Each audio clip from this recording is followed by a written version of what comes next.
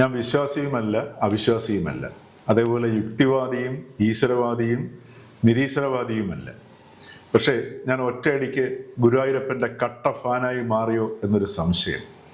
കാരണം മൂപ്പര് അമ്മാതിരി ഒരു സർജിക്കൽ സ്ട്രൈക്കാണ് ഇപ്പോൾ നടത്തിയിരിക്കുന്നത്.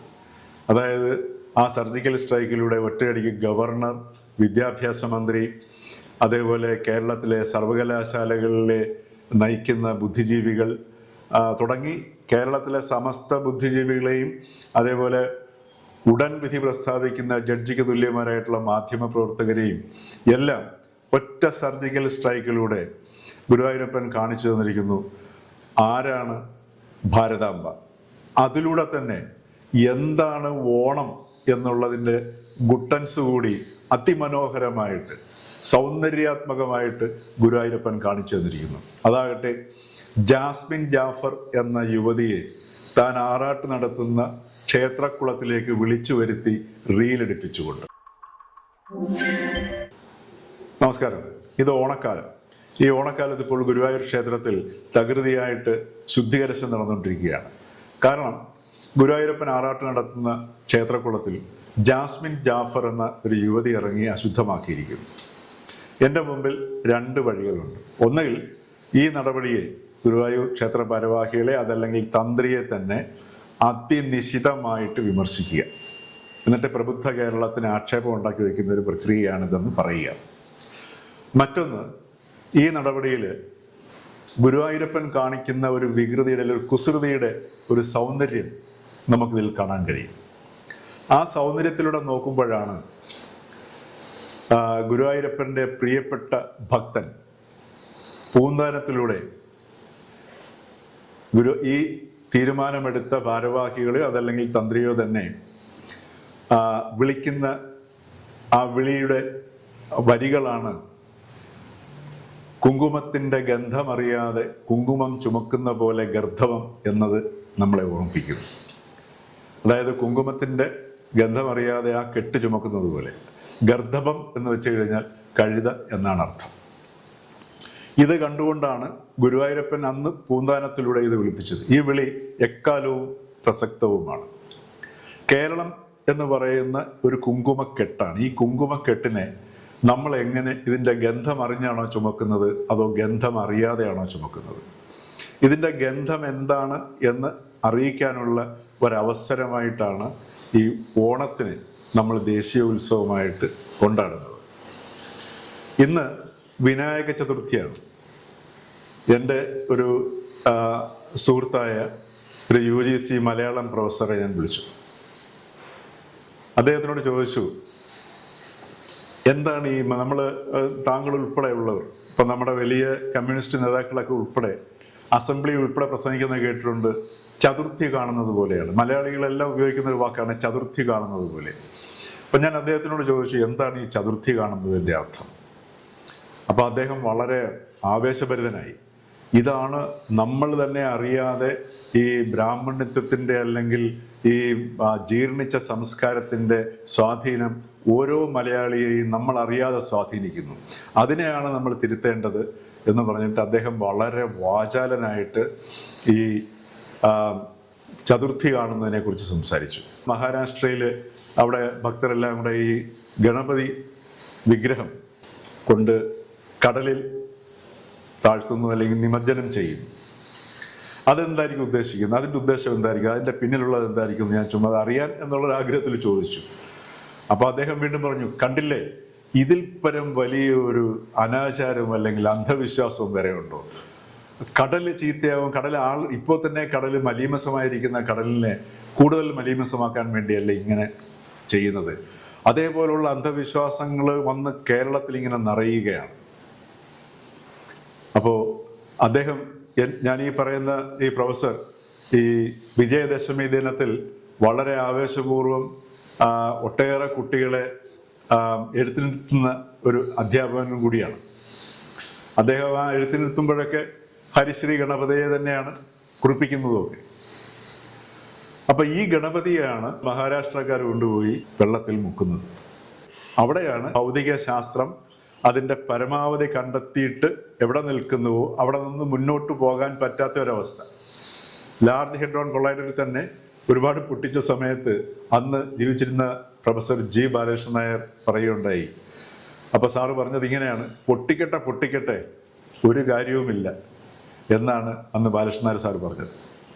അപ്പം എന്ന് പറഞ്ഞു കഴിഞ്ഞാൽ ഈ ഭൗതിക ശാസ്ത്രത്തിൻ്റെ വഴിയിലൂടെ ഈ ഗണപതിയെ കണ്ടെത്താൻ കഴിയില്ല.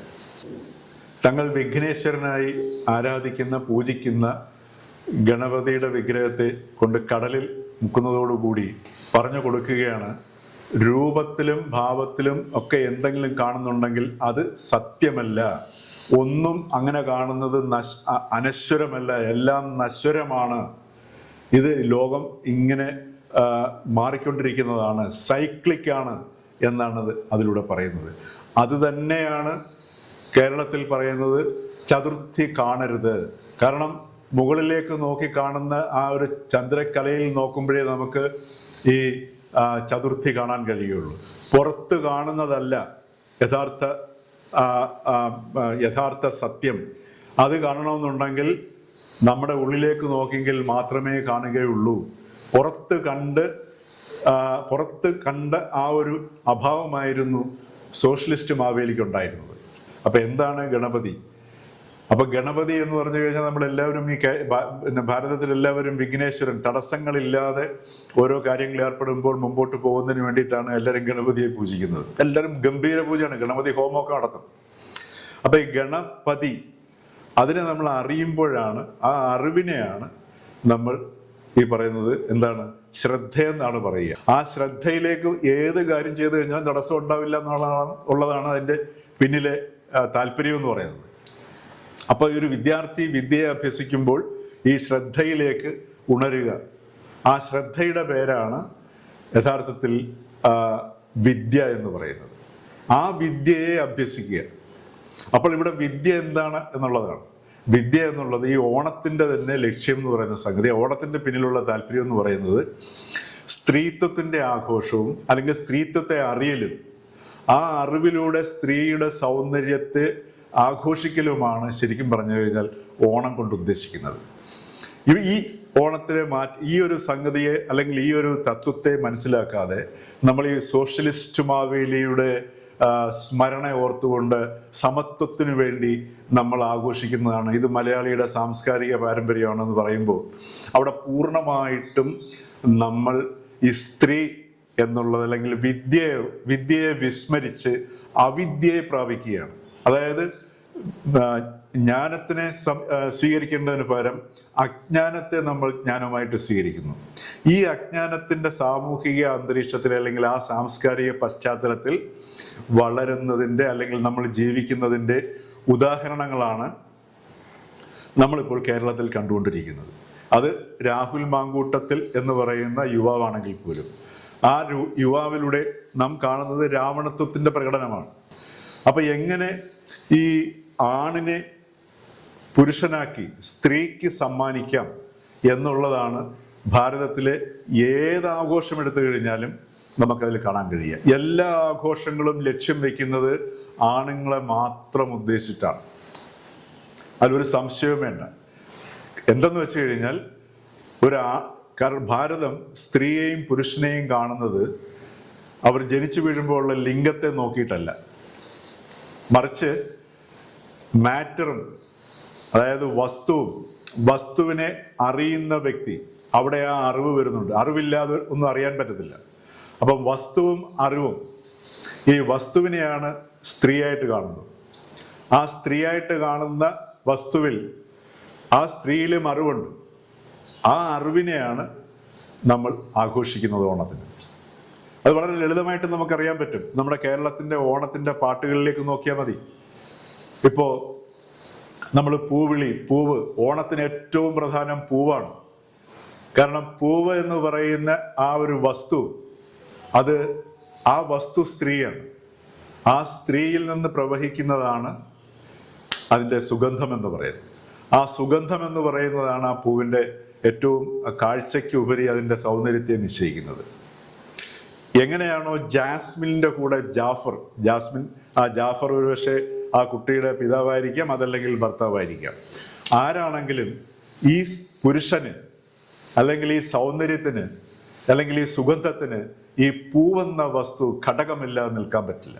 അപ്പൊ ഭാരതം പ്രകൃതിയെ കാണുന്നത് ഒരു പ്രതീകാത്മകമായിട്ട് സ്ത്രീയിലൂടെയാണ് കാണുന്നത്. ആ സ്ത്രീയിലൂടെ എങ്ങനെ കാണണം? അപ്പം ഒരു സ്ത്രീ മാത്രമേ ഉള്ളൂ. ആ സ്ത്രീയെ അറിയുക എന്നുള്ളതാണ് ആണിന്റെ ദൗത്യം. ആ അറിവ് വർദ്ധിക്കുന്നതനുസരിച്ചിട്ടാണ് ഒരാൾ പുരുഷനായിട്ട് മാറുക. ആണിനെ പുരുഷനാക്കാനുള്ള ഒരു ആപ്പാണ് ഓണം എന്ന് പറയുന്നത്. ഇപ്പൊ കേരളത്തിന്റെ കാര്യം എടുത്തു നോക്കിക്കഴിഞ്ഞാൽ മലയാളി പ്രകൃതിയിലേക്ക് നോക്കിയാൽ മതി എങ്ങനെയാണ് മലയാളി സ്ത്രീയെ കാണുന്നതെന്ന് കൃത്യമായി അറിയാൻ കഴിയും. ഒന്ന് ആലോചിച്ച് നോക്കി അറിയാം. ഒരു സ്ത്രീയുടെ പങ്ക് പോലും കേരളത്തിലെ പ്രകൃതി ഇങ്ങനെ വികൃതമായതിൻ്റെ പിന്നിലില്ല. അവിടെയാണ് ഭാരതത്തിലെയും അതേപോലെ കേരളത്തിലെയും എല്ലാ ആഘോഷങ്ങളും ഈ ആണിനുള്ള പരിവർത്തനത്തിന് വേണ്ടിയിട്ടാണ് എന്നുള്ളത് മനസ്സിലാവുന്നത്. ഈ പരിവർത്തനം തന്നെയാണ് ക്രിസ്തുവും ഉദ്ദേശിച്ചത്, കൺവേർഷൻ. ഈ അജ്ഞതയിൽ നിന്ന് അല്ലെങ്കിൽ അബോധാവസ്ഥയിൽ നിന്ന് ബോധാവസ്ഥയിലേക്കുള്ള പരിവർത്തനം. ഈ പരിവർത്തനത്തെ സൂചിപ്പിക്കുന്ന ആഘോഷമാണ് ഓണം.